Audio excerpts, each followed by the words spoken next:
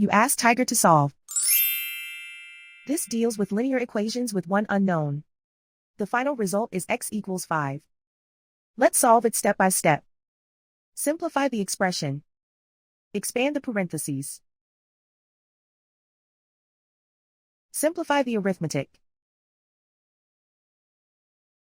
Expand the parentheses. Simplify the arithmetic. Expand the parentheses. Group like terms.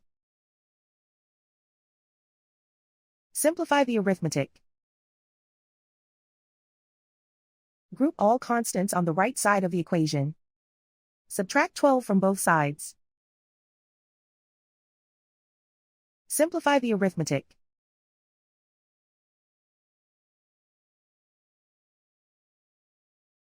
Isolate the x.